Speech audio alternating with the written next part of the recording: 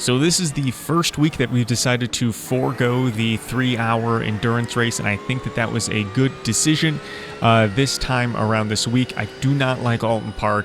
I think that at this day and age, from when this track and from when the tracks of its era, if I'm writing Donington, Snetterton, I'm forgetting very important one,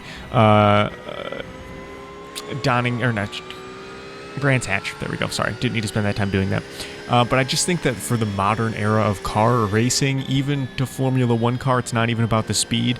In GT3, it's not about the speed either. It's just about the size of these cars. These are giant, huge cars, and I just don't think that they fit much. And the line, as in the racing line on these tracks, is just so narrow.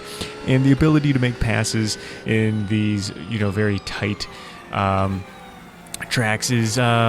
I think it leads to a different, more boring type of racing that is still intense because you're just trying not to hit stuff or fly off track, but it's not very fun.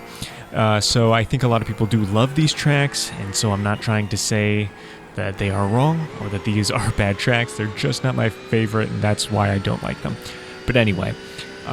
my I rating has now started to dip below 1,000. I think I'm sitting around 900, and sometimes the average, the strength of the field that I'm in, the SOF, will be in the 800s, which is getting to be problematic because you're getting into that loop where the lower your strength of field is, the higher the probability that you're going to get involved in incidents, which just makes the likelihood that you're going to end up in a lower strength of field next race even higher and higher and higher. And so that's a little bit of the cycle that I'm in right now, specifically because I don't do much racing in iRacing other than the races that you see once a week. I really focus on those endurance races and practicing and making sure that I'm doing the work beforehand, putting in the setup and the practice, and the ability to run 3 hours as fast as I can, and without running off course, crashing, binning it, any of the other things. You just got to be prepared and practice. And so as a result of that, I can sometimes have a bad race like the last few weeks we've seen, and that's really hurt our points, as we've discovered, which a funny little intro that we hear here in iRacing all the time, but it has been hurting our I rating and our safety rating as a result. And so I think coming up next, we have Okayama, and that will be an opportunity for us to do the more frequent sprint races as opposed to focusing on one long event at the end of the week. But this was an opportunity here at Oulton Park to focus on that safety rating as well, but it just didn't happen. Quite frankly, this is not the only race I did, but it was the best one to show here as we get to the end of the race. And it was real frustrating having these such crappy experiences, and I don't want to foreshadow or tell you anything about what's going on. We can let it play out as it's playing out.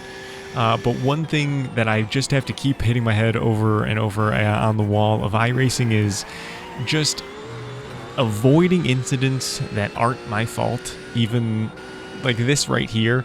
I wasn't going to make it through there. I could have told you ahead of time that driver Laura ahead of us was not going to let me through, even though they went off track or whatever it is. So I don't know why I was forcing the issue, even though there's no reason not to, right? There's no rule that says I shouldn't. I'm racing this person for position. Here we are with some lapped traffic causing a little bit of an issue here, which was frustrating. Especially when you're in a battle for position, right? When they give way to the person in front of you, but don't give way to you or anyway. So the gap between me and Laura, it gets a little bit further ahead. You can see 1.8 seconds as we were just off the rear end. And so our work is cut out for us. We're fighting for 4th position here. And we seem to be the closest people on track the entire time during the race. From what we can see at the beginning of this race, they are sliding. We're both going up a little bit. And so we're trying to really finish as high as we can. They're trying to maintain the position, and we're still attacking. They're making mistakes, as we've seen, and they're even getting to the point where they're getting some damage onto their car. and so I am sitting in a good position. I know I just have to get around them, and I know I'm not going to go too far, right? I'm not going to get the car ahead of them. I'm not going to get to third place, so I only have to pass one car, and there's no reason to try to be impatient about it and do as quickly as possible. So I'm gonna try to make the opportunity happen. As you can see, we're right there, we're ready to go, and I know they're gonna block, so there's no reason to go for passes I don't have. They set themselves up poor for this corner. We hogged on the gas a little bit too early, so a little bit those things cancel each other out, and they know we're coming, and there's just nothing that we can do now to stop. They keep making mistakes into this corner, but they are still gonna block me, and here is where the incident comes. I go into the inside and they go around, and I'm gonna give it looks incriminating, right?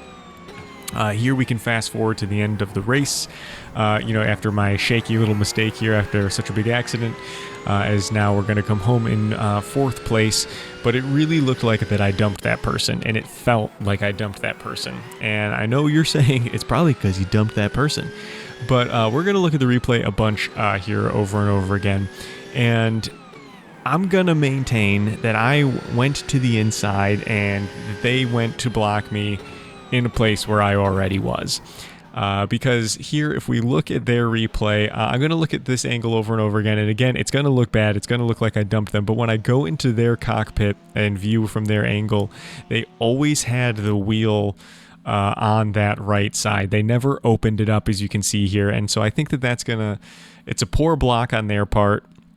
That led to me dumping them. You can see understeer into never opening it up. They were at 90 degrees when we made contact, so they were trying to come down, and I think they just came down into me.